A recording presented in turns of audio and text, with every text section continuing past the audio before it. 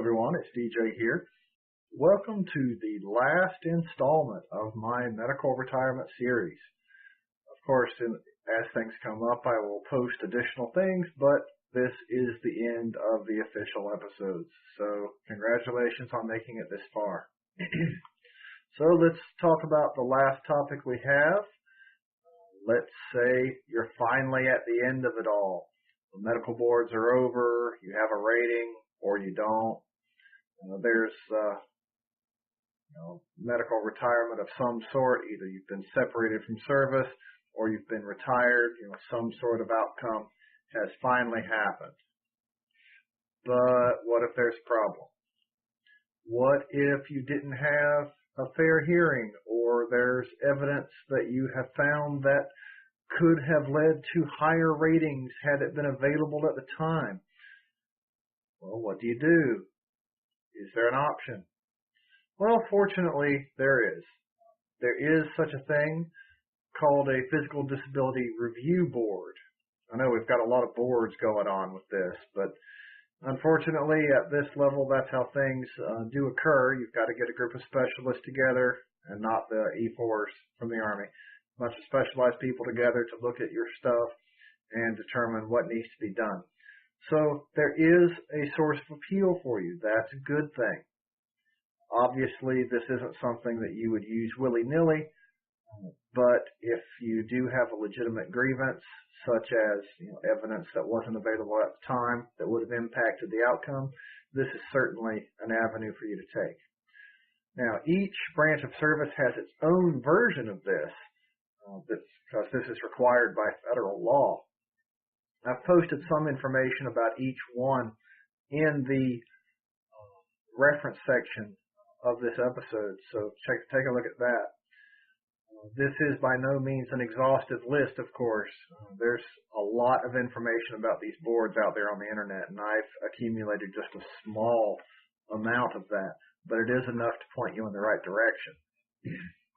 In fact, I recommend that you take a look at what's down in the references section and use it as a jumping off point for some homework of your own.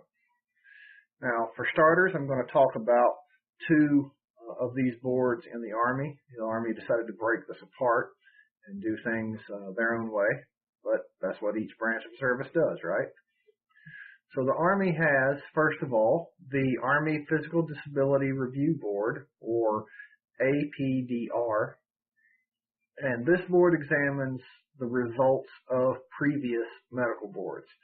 It's for people who were separated or retired without pay for disabilities over the last 15 years, or they were discharged within the last 15 years. Now, in the Army at least, applying for this board does not require a specific form. Some services do require one. That form is a DD Form 294, and that is also in the references section, by the way. You can do it either way. You can either write a letter, as the Army recommends, or you can fill out this form. I personally would say to do both, because the area on that DD form to state your case is very small. So if you want to make a detailed argument, I would say write a letter, and if you're using the form as well, then put in the form for that relevant section, see attached letter. With me? This works very well, by the way. Anyway, if you're going to write the letter, then be sure it includes your full name, your SSN, contact information, and what you think the results of the board should have been originally. Now, this is a chance to sell your point, so write a good story. I'm not saying lie. Let me say that up from the start. I am not saying to lie, but I'm saying tell the full story of what happened and why you think it should have led ultimately to a particular result from the board. Now, I'm going to sound a bit sarcastic when I say this. Don't just try to say something like, I got blowed up and it hurt. That's not going to sell your story. Side note, by the way, I have actually had people, write narratives in their board requests that sounded a lot like I got blowed up, and some are even worse than that. In fact, I saw one that when asked for the reason for his whole slew of injuries and disabilities, he put foot patrol, and that was it. So that's obviously not going to be enough. I mean, even the most generous of board members, just imagine if you were on the board, even the most generous is not going to be very sympathetic if all you say is, I got blowed up or foot patrol. That's just not going to cut it. You need more information. So, a recommendation, if writing is just not your strong point, I would say get a voice recorder, or what we used to use in the old days, I know this is dating me, a tape recorder, and turn it on to record and tell your story, just like you're telling another person. And then either you or someone who can type with all 10 fingers can transcribe the story into the letter for you. This is a technique I've used in the past quite successfully, because there are a lot of Joes out there for whom talking is easy for them, but not so much the putting on paper in written form. All right, so back to our topic. So once you've written that letter or filled out the form or both, you should include all evidence you think the board needs to consider, okay?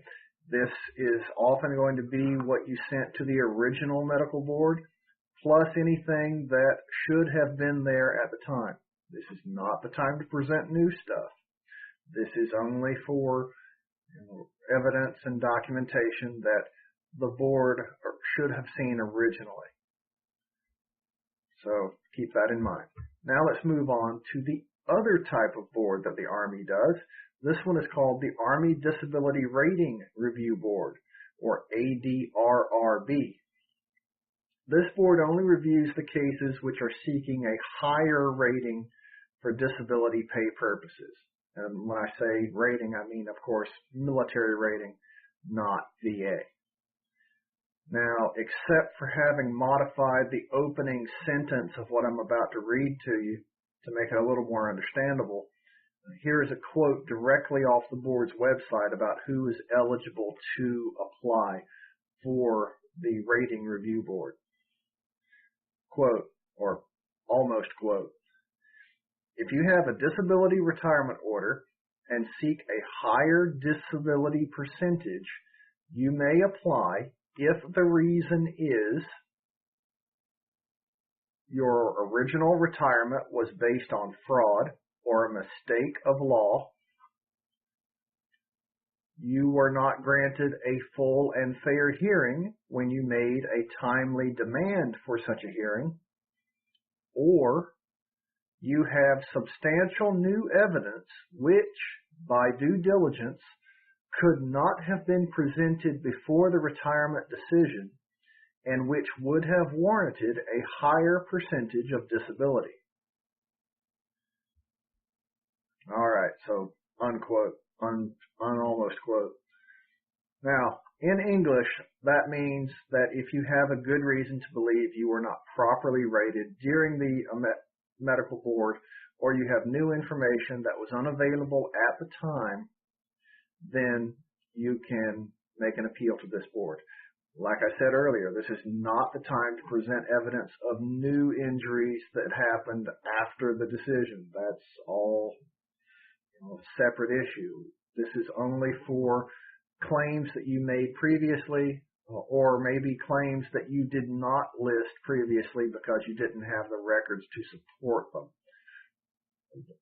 And again, as I said earlier, this is not the time to lie. This is the time to be straightforward and just show that, hey, there's new evidence, please consider it. It might result in a higher rating. Now, once you've completed this request for review and you've assembled the packet, obviously you need to send that packet somewhere for it to be considered. Well, that's where I'm going to throw a bit of a wrench, because I don't have service branch specific addresses for you here. You can go onto service websites and find addresses for these boards in some cases.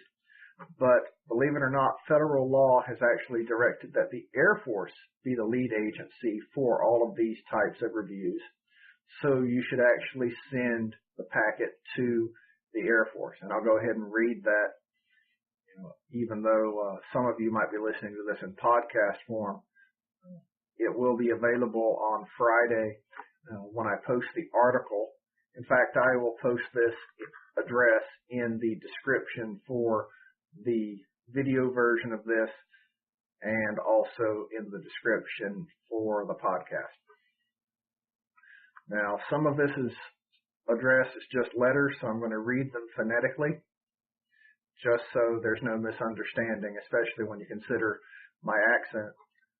So, the address is as follows: Sierra Alpha Foxtrot / Mike Romeo Bravo Romeo. Next line. Attention, Papa Delta Bravo Romeo Intake Unit. Next line. 550 C Street, Charlie Street, West, Suite 401, Randolph Air Force Base, Texas, 78150-4743. And again, I'll post that in the notes so that you don't have to listen to me repeat all of that.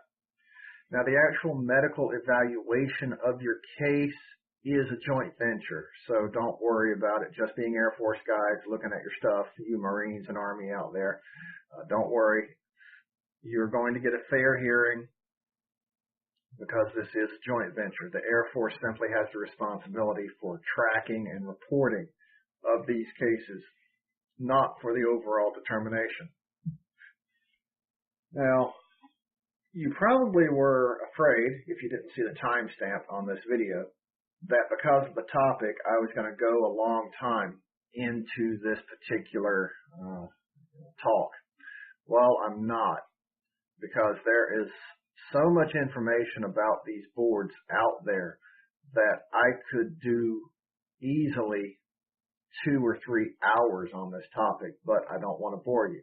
I just want you to know that this option is out there available, that these boards are possible, and that if you have a legitimate grievance, this is something you can use. Now, if you need more detailed information about these boards, you can contact me via comment down below or by email, or if you need someone local, then I recommend a retirement services officer in your area, or you can find free of charge legal counsel from your branch of service. Each branch of service has a specialized legal group which is tasked solely with providing advice to service members going through these boards, be it the normal medical boards or this review board. So you have legal counsel out there to help you out. And if obviously you think this article or this episode is useful to you, about as far as understanding your rights and options, which I hope it is, then please pass this on to others who might find it useful.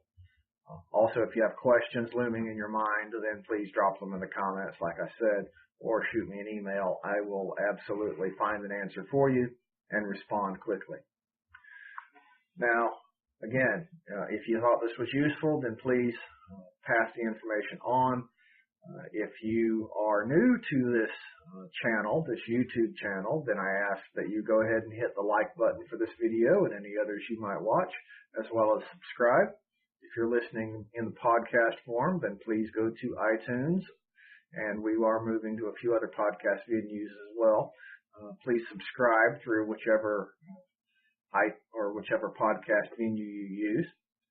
And of course, there is a written form of this, obviously in a much more formal manner, that is posted every Friday. You can find this information there as well.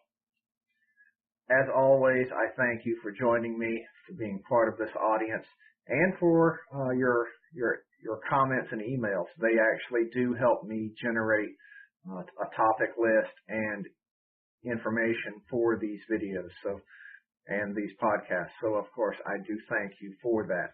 Please keep it up. Thank you for being willing to spend your time with, as I currently call myself, an internet nobody. And who knows, maybe we can change that over time. Last but not least, of course, I have to say thank you for your service and have a great day. If you liked what you heard on today's episode, then please go below and give it a thumbs up and be sure to subscribe to this channel. Also, please let other people know about this channel and the information it can provide for them. If you have questions or comments, then please have no qualms about posting them in the comments section below. Please remember the RC Retirement YouTube channel and the RC Retirement website are not recognized or endorsed by the Department of Defense, the Department of Veterans Affairs, or any other government agency. The information presented in these resources are for entertainment and informational purposes only. Also, the content of either of these resources should not be considered financial or legal advice. Please consult with your own legal counsel, accountant, or financial planner before making any decisions based on what you have learned here. As always, thank you for watching the RC Retirement YouTube channel.